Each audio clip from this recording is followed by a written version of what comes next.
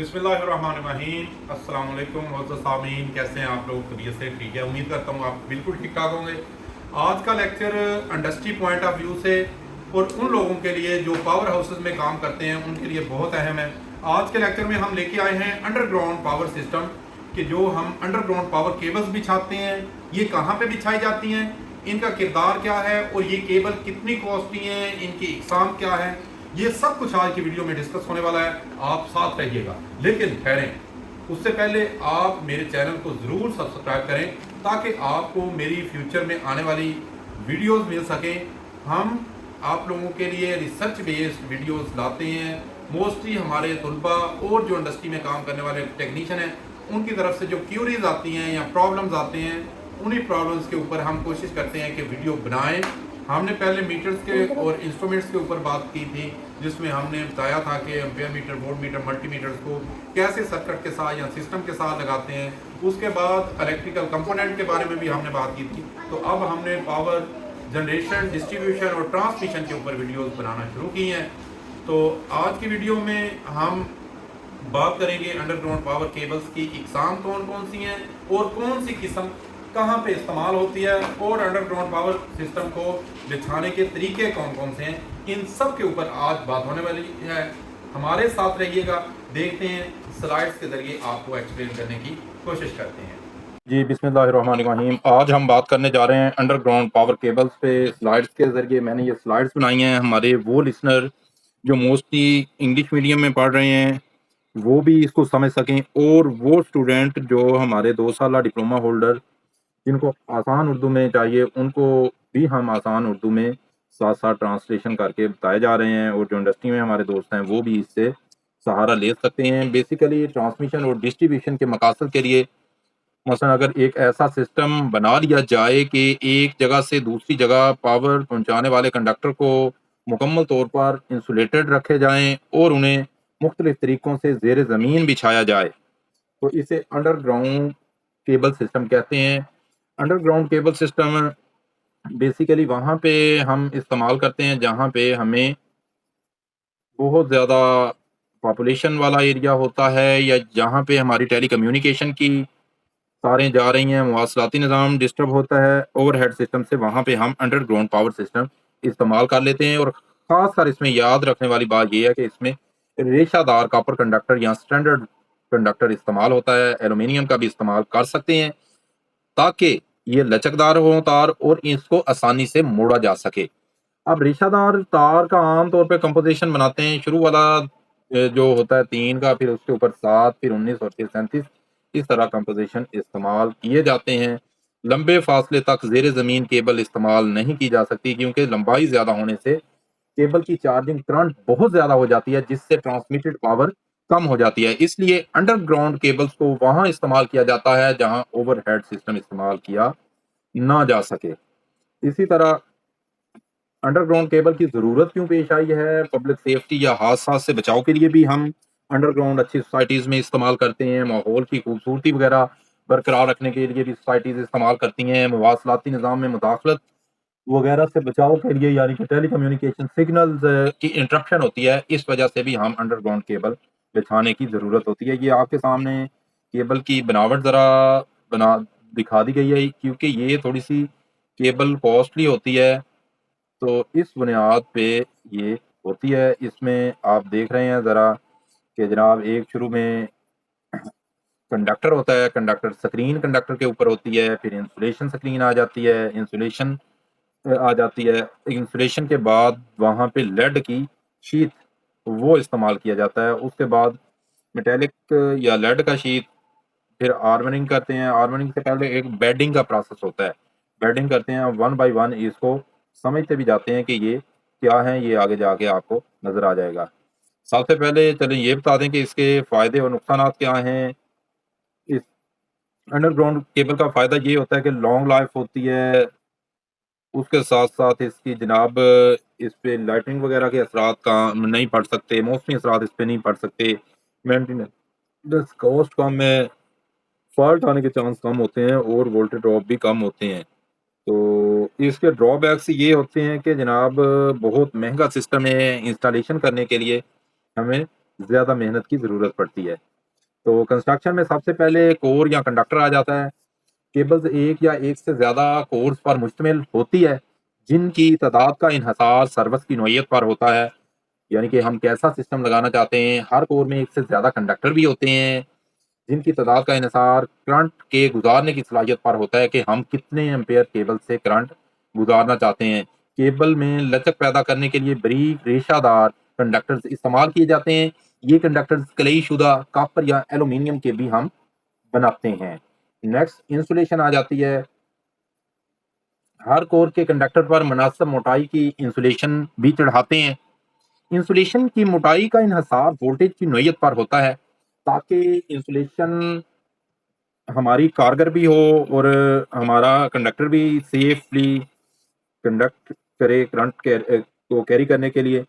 इसी तरह insulator material कुछ इस्तेमाल होते हैं, जिसमें इम्प्रीग्नेटेड पेपर्स, वार्निश कैमरिक पेपर्स और रबड़ का भी इंसुलेशन मटेरियल इस्तेमाल होता है। मिनरल कंपाउंड और एक बड़ा स्पेशल किस्म का बनाया जाता है, जिसको क्रॉस लिंक्ड पॉलीएथिलीन इंसुलेशन कहते हैं, वो भी अंडरग्राउंड केबल में इस्तेमाल की जाती है। नेक्स्ट इंसुलेशन स्क्रीन भी आ जाती है। इंसुलेशन के ऊपर एक छोटी सी टेप चढ़ा दी जाती है, जो कि इंसुलेशन को भी बेहतर रखती है, वो इंसुलेशन स्क्रीन होती है। नेक्स्ट आगे मेटेलिक शीट है। केबल को नमी और गैसों और दूसरे नुकसानात से बचाने के लिए आमतौर पर लेड या धाती शीट एल्यूमीनियम को इंसुलेशन के ऊपर चढ़ा दिया जाता है। बेडिंग धाती इंसुलेशन के ऊपर फाइब्रस मटेरियल या पटसन या टाट वगैरह की एक तह चढ़ाई जाती है, उसे बेडिंग कहते हैं। बेडिंग का मकसद जंग और मैकेनिकल चोटों से धाती इंसुलेशन को महफूज रखना होता है। बेडिंग के बाद आर्मरिंग होती है, ये केबल का 7वां हिस्सा है। आर्मरिंग क्या होती है जी? कि बेडिंग के ऊपर गिल्वनाइज्ड स्टील वायर या स्टील टेप की एक या दो तहें लपेट दी जाती हैं, उसको आर्मरिंग कर दिया जाता है। इसको इसका लगाने का मकसद केबल को मैकेनिकल चोटों से भी बचाना होता है। और याद रहे कि सिंगल कोर केबल में स्टील टेप नमा या स्टील वायर आर्मरिंग नहीं की जाती, ये बड़ी केबलों में आमतौर पे की जाती है आर्मरिंग।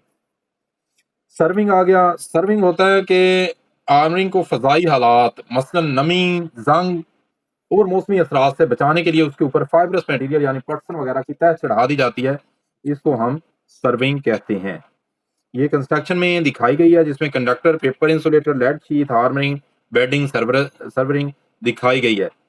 तो अब इंसुलेशन मटेरियल जो होते हैं, उनकी प्रॉपर्टीज क्या होनी चाहिए, ये कुछ दिया गया है। हमने इसको कवर किया है कि उसकी रेजिस्टिविटी अच्छी होनी चाहिए, डाइलेक्ट्रिक स्ट्रेंथ इंसुलेशन मटेरियल की अच्छी होनी चाहिए कि वो धाती कंडक्टिंग पार्ट के दरमियान अच्छी इंसुलेशन का काम करे।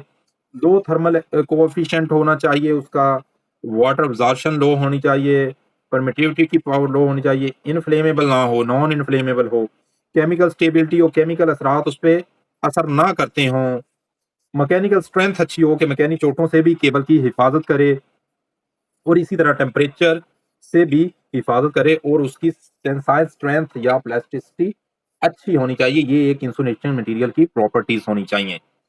तो ये दिखाया भी गया है गैसेस वगैरह कैसे असर करती हैं, एसिड या शीत के ऊपर कैसे होता है, और मॉइस्चर वगैरह को वो जज़ब करने की सलाहियत ना रखता हो। अब कुछ इंसुलेटिंग मटेरियल का जिक्र किया गया है। रबड़ है, ये भी एक अच्छा इंसुलेटिंग मटेरियल है। ये आमतौर पर डाइलेक्ट्रिक स्ट्रेंथ इसकी 30 किलो वोल्ट 30,000 वोल्ट पर एम होती है, और इंसुलेशन रेजिस्टिविटी इसकी 10 में से 17 ओम पर सेंटीमीटर पाई जाती है, और इसका टेम्परेचर जो होता है वो 38 डिग्री तक ये सेव रहती है रबड़। रबड़ के बाद दूसरा वेल्कनाइज्ड इंडियन रबड़ है। इसका ये फायदा है कि ये 150 डिग्री तक इसमें जिंक ऑक्साइड, रेड लेड और सल्फर वगैरह की मेजर की जाती है, तो ये 150 डिग्री तक अपने आप को सरवाइव रख सकती है। Vulcanised Indian VIR insulation. Impregnated paper insulation है। ये मटेरियल थोड़ा सा सस्ता होता है, और ये केमिकल पेपर के ऊपर केमिकल लगाया जाता है, इम्प्रीग्नेटेड किया जाता है। ठीक है जी। तो इसका ये होता है कि कॉस्ट इसकी कम पड़ती है, कैपेसिटेंस कम होती है, डाइलेक्ट्रिक स्ट्रेंथ इसकी अच्छी होती है, और इंसुलेशन रेजिस्टेंस भी इम्प्रीग्नेटेड मटेरियल की अच्छी होती है। वार्निश कैमरिक है गया। वार्निश कैमरिक कॉटन क्लॉथ के ऊपर जनाब कोटेड कर देते हैं वार्निश को, वार्निश लगा के कॉटन क्लॉथ के ऊपर इसको लपेट दिया जाता है। ये वाटरप्रूफ तो नहीं होते, लेकिन हाई रेजिस्टेंस ये भी होते हैं और डाई इलेक्ट्रिक स्ट्रेंथ इसकी 4 किलोवोल्ट यानी कि थोड़ी सी कम होती है पर एमएम स्क्वायर इसकी होती है। नेक्स्ट हमारे पास पॉलीविनाइल क्लोराइड जो पीवीसी बहुत ज्यादा कॉमनली यूज होता है, ये आमतौर पे केबलों में यूज होता है, हमारी आम तारों में भी इस्तेमाल होता है, घरेलू वायरिंग में जो तार इस्तेमाल होती है उसके लिए भी पीवीसी इंसुलेशन मटेरियल इस्तेमाल होता है। इसकी डाई इलेक्ट्रिक स्ट्रेंथ अच्छी होती है, इंसुलेशन रेजिस्टेंस भी अच्छी होती है और टेम्परेचर भी इसका काफी ज्यादा टेम्परेचर तक ये सरवाइव कर सकती है। अब नेक्स्ट है XLPE cables, cross link पॉलीएथीन।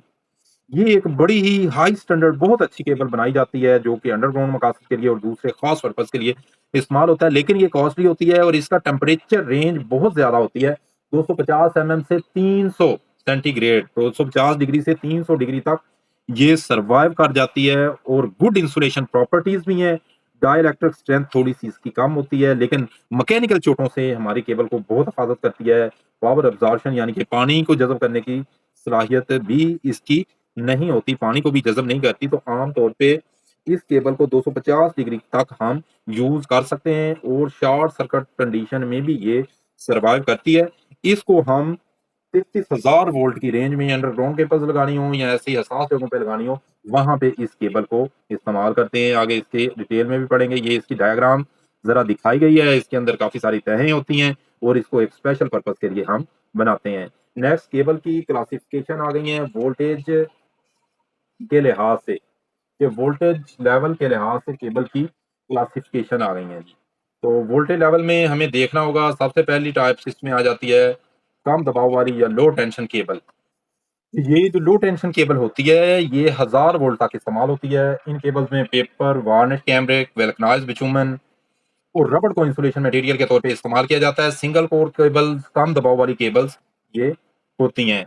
Next, HT cables या ज्यादा दबाव वाली केबल्स ये अमूमन पेपर इंसुलेटर टाइप होती हैं और ये 11 केवी तक इस्तेमाल की जाती हैं। 3 कोर बेल्ट टाइप केबल इसी किस्म की इसकी एक टाइप है और इसकी वजाहत आगे हम आपको दे देंगे। नेक्स्ट, सुपर टेंशन केबल है। सुपर टेंशन केबल आमतौर पे ये इनको ज्यादा से ज्यादा 22 केवी तक इस्तेमाल किया जाता है और 22 केवी से ज्यादा वोल्टेज पर पैदा होने वाली स्ट्रेसेस पेपर इंसुलेशन पर असरअंदाज होकर लीकेज करंट का सबब बनती है। इस करंट की वजह से हरारत पैदा होती है जिसकी वजह से किसी भी वक्त केबल इंसुलेशन ब्रेक हो सकती है। इस मुश्किल पर काबू पाने के लिए सुपर टेंशन केबल या स्क्रीन टाइप केबल इस्तेमाल होती है जिसमें लीकेज करंट, इसका फायदा यही होता है कि इसके अंदर लीकेज करंट धात्ती स्क्रीन के जरिए अर्थ हो जाती है। इस केबल के कंडक्टर के गिर्द इंसुलेशन के ऊपर स्क्रीन कर दी जाती है जिसके अंदर लीकेज करंट अर्थ हो जाती है और इस केबल को 22 केवी से 33 केवी तक कामयाबी से इस्तेमाल किया जा सकता है और खास हालात में इसे हम 66 केवी तक भी इस्तेमाल कर सकते हैं। नेक्स्ट, एक्स्ट्रा टेंशन हमारे पास केबल आ जाएगी। एक्स्ट्रा हाई टेंशन केबल 33 केवी से जो 66 केवी तक इस्तेमाल होती है आमतौर पे। तो एक्स्ट्रा टेंशन केबल हम बड़े पैमाने पे इस्तेमाल करते हैं। नेक्स्ट हमारे पास आ जाएगी एक्स्ट्रा सुपर वोल्टेज केबल जो 132 केवी तक इस्तेमाल की जाती है।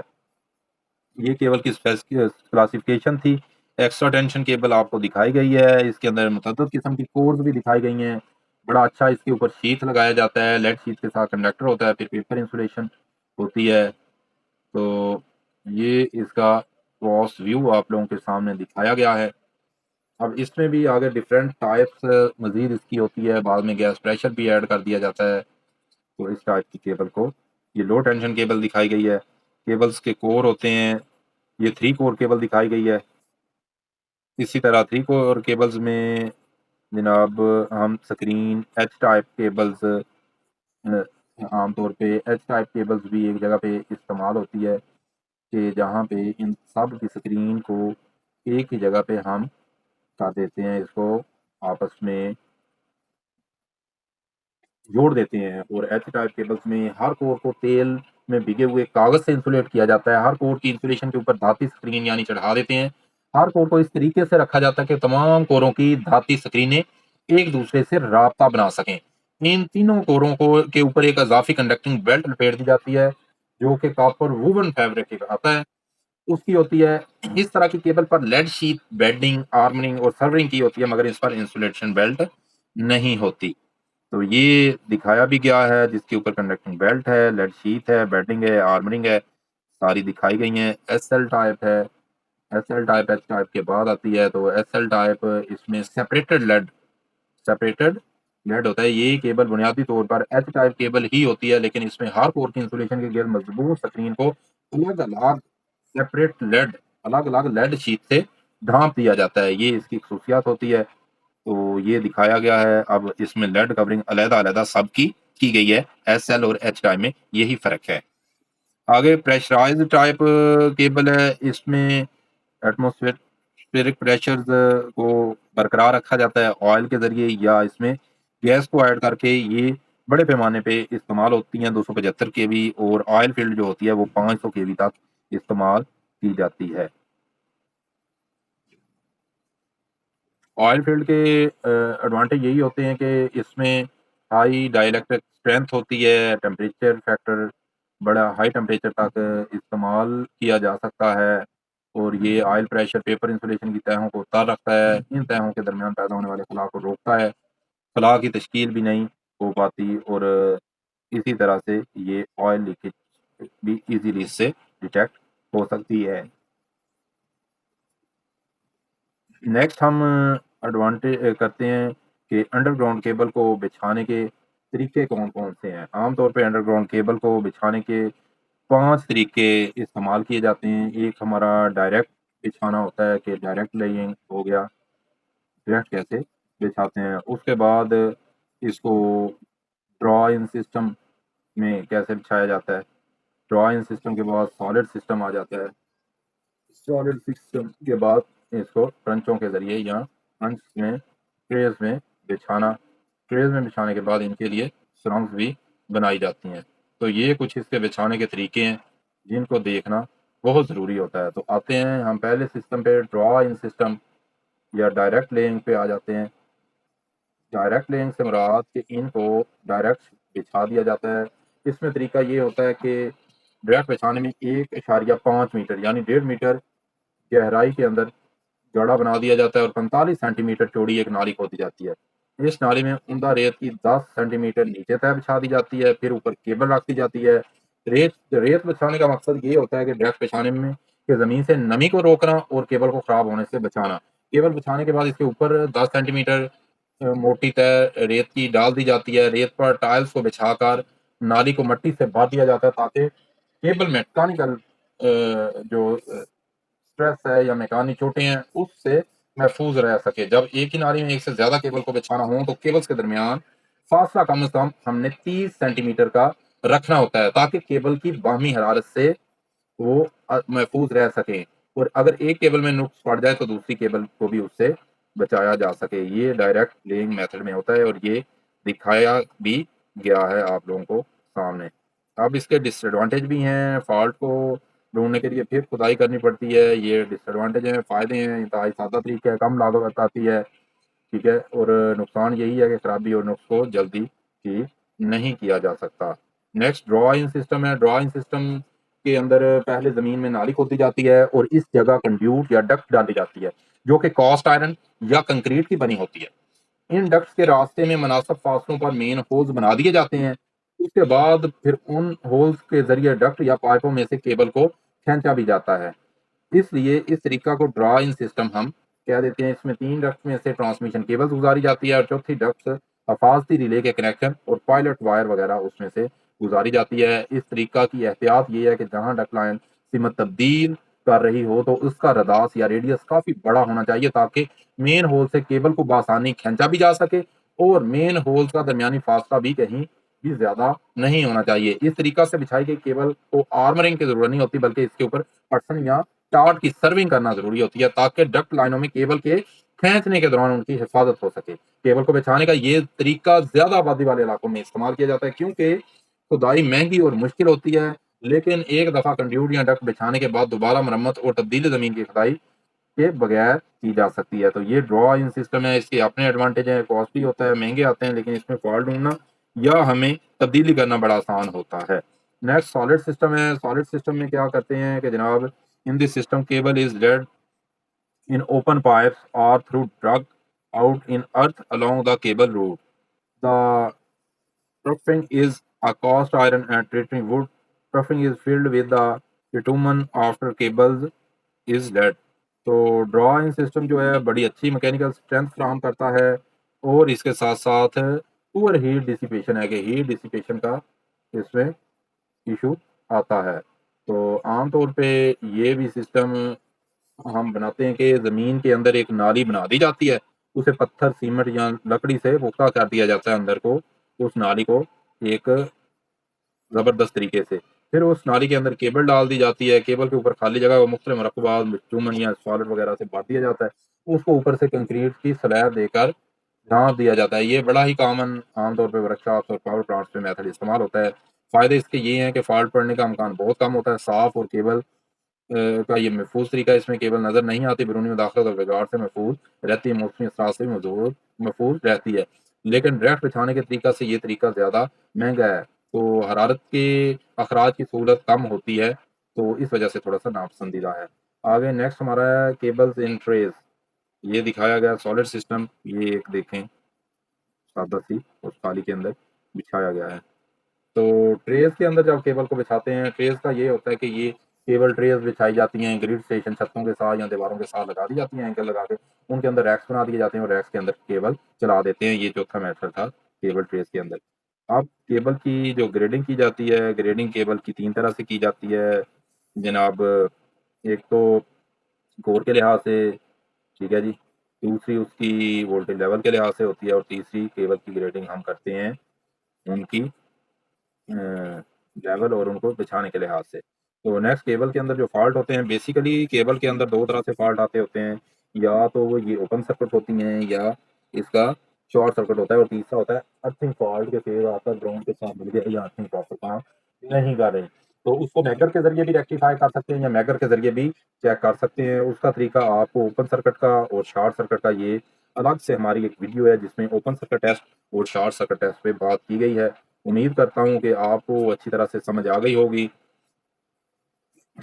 जब कंडक्टर की किसी केबल के किसी कंडक्टर का ज़मीन के साथ राब्ता आ जाता है तो इसको हम कहते हैं अर्थ फॉल्ट। तो अर्थ फॉल्ट को रेक्टिफाई करने के लिए भी मैगर वगैरह का इस्तेमाल किया जा सकता है। एक वीडियो हम मैगर के ऊपर डिटेल से बनाएंगे जिसमें हम कोशिश करेंगे कि फॉल्ट को रेक्टिफाई करते हुए बनाएं। तो ये तो था आज हमारा अंडरग्राउंड पावर केबल्स का चैप्टर। वो स्टूडेंट जो डिप्लोमा 3 साल का या ट्रांसमिशन या डिस्ट्रीब्यूशन सिस्टम में काम कर रहे हैं उनके लिए बड़ा हेल्पफुल होगा। अगर आपका इसमें किसी किस्म का कोई क्वेश्चन या आपकी सजेशन हो तो लाज़िम बताइएगा। हम कोशिश करते हैं कि वक़्त की किल्लत को मद्देनज़र रखते हुए शॉर्ट वीडियो, शॉर्ट लेक्चर बनाएँ। लेकिन अगर कोई कमी इसमें रह गई हो तो आप कमेंट सेक्शन में लाज़िमी बताएँ ताकि हम अपनी नेक्स्ट वीडियो में उसको कवर कर सकें। अपना बहुत सा ख्याल रखिएगा। मिलेंगे इंशाल्लाह नेक्स्ट लेक्चर में। अल्लाह हाफ़िज़।